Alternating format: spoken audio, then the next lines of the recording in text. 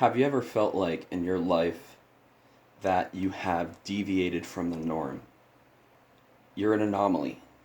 You never quite meshed with the crowd. You're not the right fit. I ardently believe that we are all profoundly unique. We all have our own idiosyncrasies that make us who we are. I think one of my most blatant ones is that I have a passion for public speaking, which is something that many people fear more than death. It's right at there at the apex of the top of all the charts of what things you fear most, and public speaking often ranks at the top of those charts. You can check it out. True story. What's up, everyone? My name is Tyler. In today's video, I want to talk about a couple of different things. And before we branch out into the discussion of outliers, I want to briefly focus our attention on a quote. It's one that I've iterated on this channel before, and it's by Vince Lombardi. And the quote is this: "Perfection is not attainable, but if we chase perfection, we can catch excellence." Throughout my life, I've strived to be my perception of perfect. Oftentimes, that has involved taking in the perceptions of others and using that as a mitigating factor and determining that value. Oftentimes, it has been with 2020 hindsight, where I look at decisions I made in the past. Now, knowing the full context of different things, I wish I could have done things differently. Or I'll attribute the blame to somewhere it does not lie. But the only real one that I have to blame for anything is myself. Because even though I was not intentional in having a 6-month long manic episode, even though it was not intentional for me to lose my friends and become disconnected and detached from reality, even though it wasn't my intention to be hospitalized multiple times, to get kicked out of university, to lose my full-time job, and just utterly destroy my relationships. The thing is, none of it was intentional.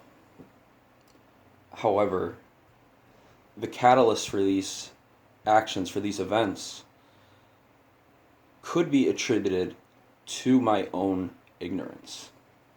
It was my ignorance of bipolar disorder and mania that allowed for me to become encapsulated in all these delusions and hallucinations, which I thought were totally normal. I felt a sense of normalcy, even though in every case, what I was going through deviated from the norm.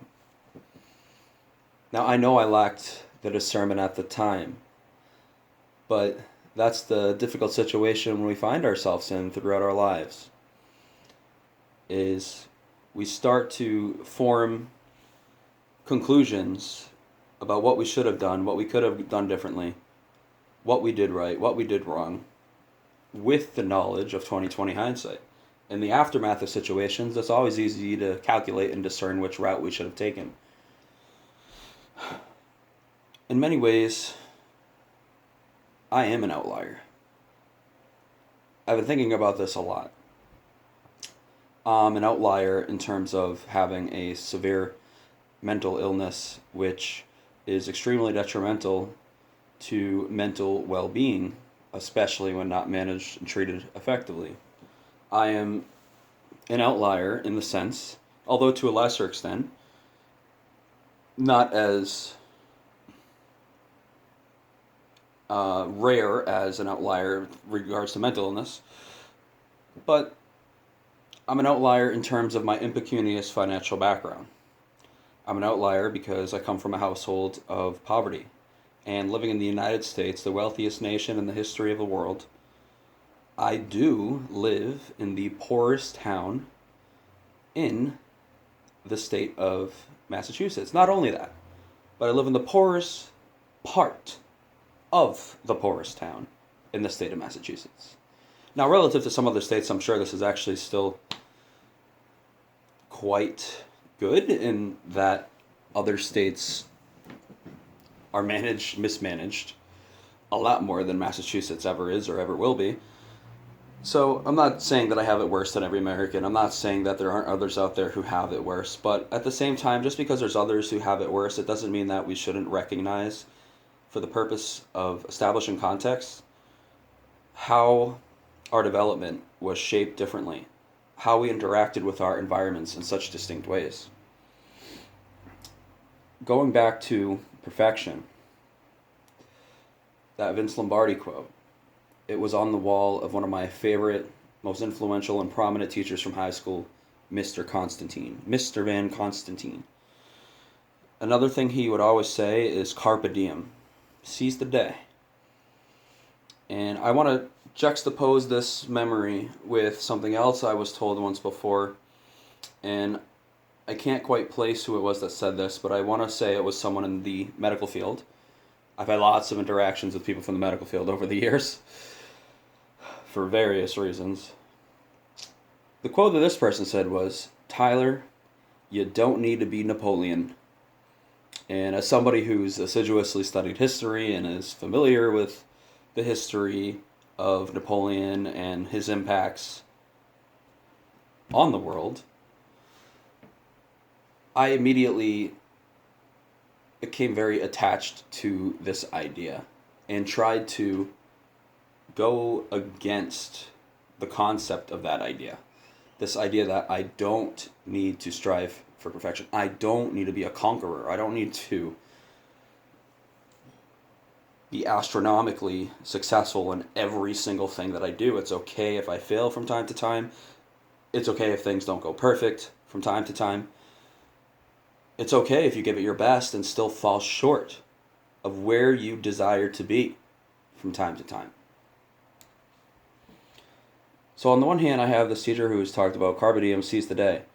And I have a medical worker, presumably, telling me that you don't need to be Napoleon.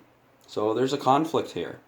And I've balanced these few things over the years, and although I've attached to them both from a memory standpoint, the one that I cleaved onto and the one that I adamantly believe in is the quote from my teacher, is carpe diem. And the Vince Lombardi quote, perfection is not attainable, but if we chase perfection, we can catch excellence. I want to end this video just by bringing something up, and I would like to get your insight on this. And that is attention economy. I feel like across society, there has been total malpractice when it comes to attention economy. People are losing their focus. There's Ivy League students who are incapable of reading a traditional book for extended periods of time. And it makes you wonder how far we've drifted and why the reasons for that are. So I want to ask you, how strong is your focus? How often do you find yourself distracted? And to what extent, if any at all, are those distractions because of technology? Thank you all for watching, everybody. I suppose we're all outliers in our own way. In this video, I just wanted to share a few of the reasons why I'm one and talk about perfection.